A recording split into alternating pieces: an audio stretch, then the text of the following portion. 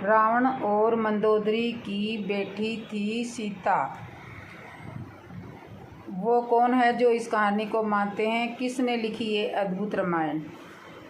बैसाख महीने की शुक्ल पक्ष की नवमी तिथि को श्री राम लला वल्लभा देवी माँ सीता का प्रकट हुआ था। इसलिए इस तिथि को जानकी नवमी और सीता नवमी के नाम से भी माना जाता है। माँ सीता को माँ लक्ष्मी का भूमि अवतार माना जाता है। भूमि से उत्पन्न होने के कारण उन्हें भूमातजा और राजा जनक की पुत्री होने से उन्हें जानकी भी कहा जाता है। आज उनके जन्म से जुड़ी पुराणिक कथाओं पर बात करते हैं जो अपने आप में कई रहस्यों से भरी हुई है। माँ सीता के बारे में वाल्मीकि रामायण और कई अन्य ग्रंथों में जो उल्लेख मिलता है उसके अनुसार मिथिला के राजा विदेहराज जनक के राज में कई वर्षों से वर्षा नहीं हो रही थी।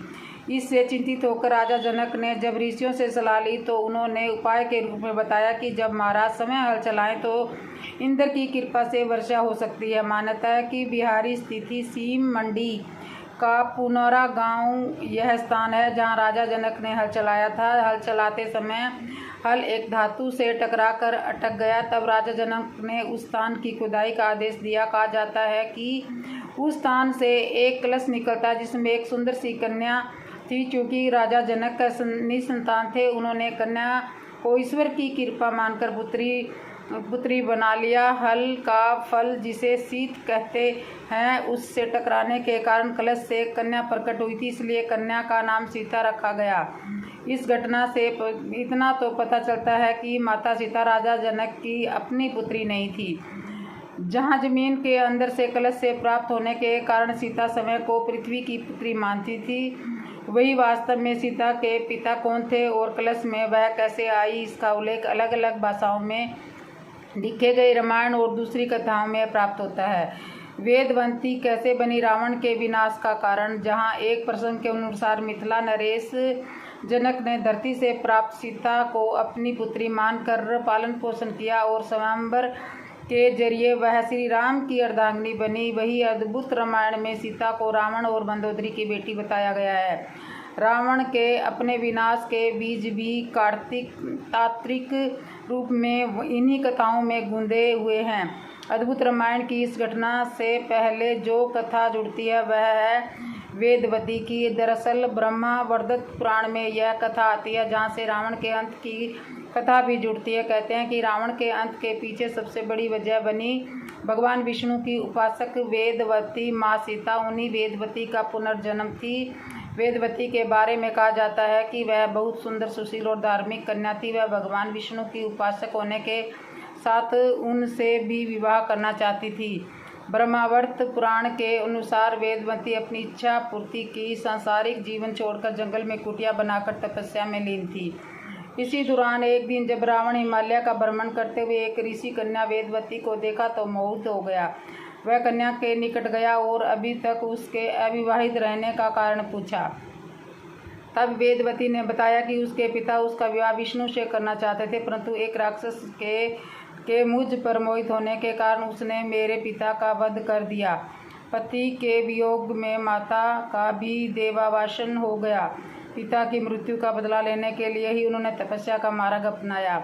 रावण ने शुरू में वेदवती को बहकाने की कोशिश की, परंतु उसके नहीं मानने पर उसने वेदवती के केस पकड़ लिए और तब कहा कि वेदवती ने रावण के द्वारा पकड़े हुए केसों को काट दिया और दौड़ते हुए अग्निकुंड में कूदकर अपनी जान दे दी। मगर मरने से पहले उन्होंने रावण को श्राप दिया था कि वो खुद रावण की पुत्री के रूप में जन्म लेकर उनकी मृत्यु का कारण बनेगी। वही वेदवती अगले जन्म में एक कन्या के रूप में जन्मी और रावण के विनाश का कारण बनी। वेदवती ने इस प्रसंग को फिल्म सीता स्वयंवर में फिल्माया गया है। रावण और मंदोदरी की बेटी सीता कहाँ है? प्रसंग अद्भुत रामायण में ही उल्लेख है। रावण कहता है कि जब मैं भूलवश अपनी पुत्री से प्रणय की इच्छा करूं तब वही मेरे मृत्यु का कारण बने। अद्भुत रामायण के प्रसंग के अनुसार ही दंडकारण्य में गतशव नाम का एक ब्राह्मण था जो माँ लक्ष्मी को अपनी पुत्री रूप में पाने की कामना से प्रतिदिन एक कलश में कुश के अग्रह भाग में मंत्रोच्चारण के साथ दूध की बूंदें करता था। कहते हैं कि उस समय देव असुरों के बीच संग्राम चलता रहता था, कभी देव असुरों पर तो कभी देव असुरों पर आक्रमण करते करते इसी बीच किसी दिन रावण उस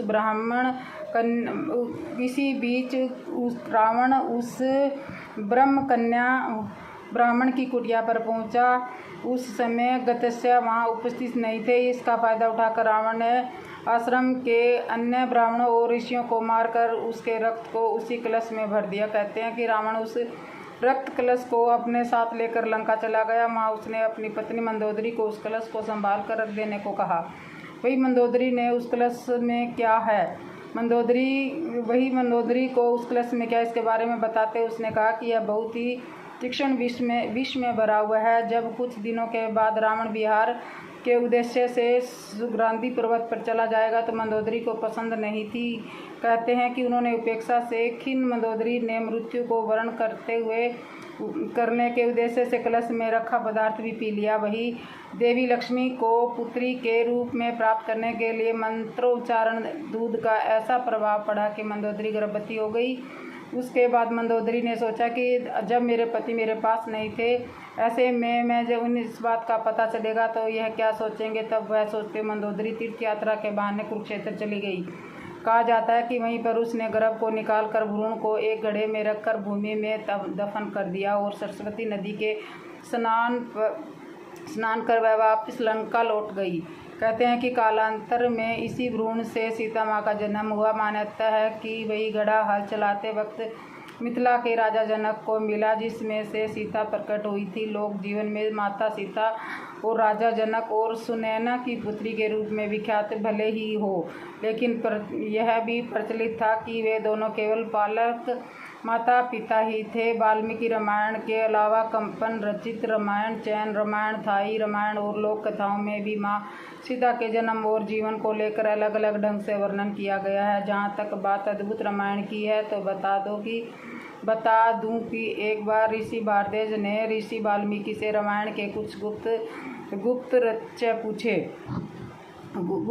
पूछे तो उन्होंने भी इसके परिणाम स्वरूप वाल्मीकि द्वारा अद्भुत रामायण लिखी गई। यह संस्कृत भाषा में है जो 27 सर्गों में रचित है। एक विशेष कथा है, जबकि वाल्मीकि रामायण को इस कथा का प्रमुख बताया गया। रामायण में रावण ने सीता को अशोक वाटिका में क्यों रखा, यहाँ एक प्रसंग का जिक्र बनता है। सीता के अपहरण के बाद उन्हें लंका के अशोक वाटिका में रखने से जुड़ा कई बार सवाल उठता है कि रावण की कैद में एक लंबा समय गुजारने के बाद जानकी सीता के कभी रावण को अपने समीप भी नहीं आने देती थी। वह सीता के क्रोध से डरता था, फिर भी भगवान राम के वह किसी वचन में बंधा हुआ था। वह श्राप था कि जिससे सीता से दूर रहने के लिए बाध्य था। आलीशान महल, सोने की लंका को छोड़कर उसने क्यों सीता को अशोक वाटिका में रखा, इस सवाल का जवाब भी पुराणों में मिलता है। कहते हैं कि रावण में सोने की लंका का निर्माण कुबेर ने किया था। वह बहुत और विशाल तो था ही, लेकिन इतना आकर्षण भी था कि उसे